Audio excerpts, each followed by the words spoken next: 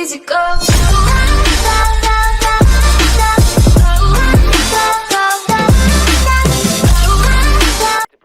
What's up YouTube, it's the MLG Apache back with another video, and that's right, today is a 2-video day, and I'm excited to say it's because we're talking about Rainbow Six Siege, but specifically because the South Korean DLC operators have been revealed. So remember, if you do enjoy this video, make sure you like, share, and subscribe. I really appreciate it, and it really helps me out. And of course, I'll have a link in the description, which will be the same link as my last video, but that article does have the video on it, the reveal video for these operators, so you can check that out to see exactly what they say and see all the gameplay for them that they have in that video. So this probably will be a fairly long video, so bear with me. First, we're going to start with Dokkaebi, or however it's pronounced, I always mess that one up, and she's a 2-speed, 2-armor operator, and she uses the Logic Bomb. That is the name of her gadget. She can use it twice per round, and it makes the defenders buzz, like actually buzz, and you can hear them and know pretty much exactly where they are.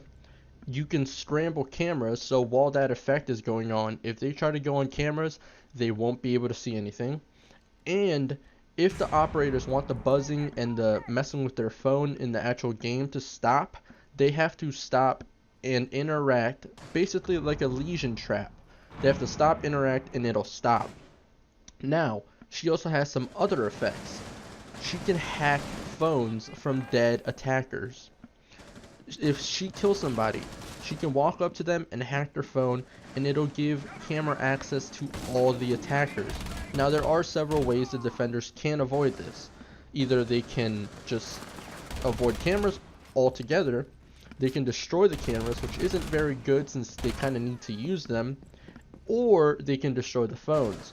If they want, and if they can go to their dead teammate, and if they see the phone, they can shoot it and destroy it, and she can no longer hack it. However, her gadget is of course cancelled out by certain things. Specifically, mute jammers, if you're standing near them, the effect won't affect you at all. You kind of have to be there right when it's used, which is kind of a long shot because you don't know when it's being used, but if you're near it, you're safe. And then Echo is completely immune to her gadget because of the whole storyline thing where they work together on gadgets, so he's immune. And next is Vigil. He's the other South Korean attacker. His gadget is a cloak that turns him invisible to all camera feeds. Now, it doesn't muffle his steps, and it doesn't make him invisible to people, but if a camera or a drone is looking at him, he'll be kind of that wavy invisible thing, kind of like with lesions traps. However, there will be interference if he's being seen by a camera and is being affected by his cloak, so they'll know he's nearby and they're pretty much, looking at him pretty much, but they won't know exactly where he's at or where he's going. Now, his gadget is on a timer. It's like Cav's silent step. He can use it, it'll run its course, and when it runs out, he has to do a cooldown, and then he can use it again. It is important to note, though, that his gadget, it goes away if he shoots or does something to affect the environment. So if he shoots, melees a wall, whatever, it's going to go away, and he's going to be revealed to cameras. Now, he can be detected by IQ if his ability is on. If he's cloaked to cameras, IQ can use her little gadget finder, and she will see where he's at. And then, of course, Jackal can still scan his footprints. Now, the last one, and one that we already kind of knew a lot about, is Zofia. She's the other Polish operator, and she's actually the sister of Ela, which is important later on. Now, she has a grenade launcher with impact and concussion grenades, which she can switch between. The concussions, when they hit, it's pretty much like getting hit by an Ela trap. Now, she doesn't need to reload between shots, so she can pretty much spam you with the concussions or impacts, and she can bounce the concussions. So she's looking, she's around the corner, she can shoot the wall, and it'll bounce.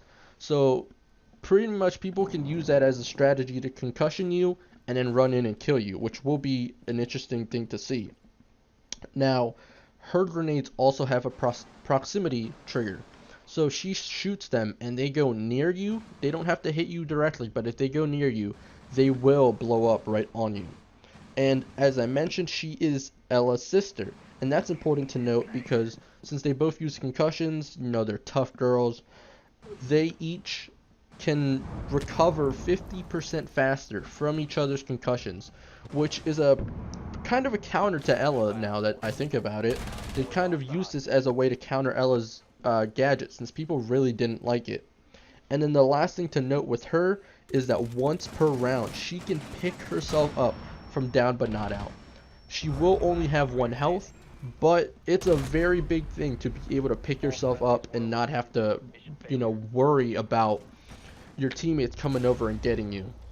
So it's going to be really interesting to see how people use these operators, because honestly, Kiwi and Zofia sound like they can probably be pretty overpowered. Vigil, I don't really think will be too overpowered or anything. Honestly, I think he'll probably be overpowered.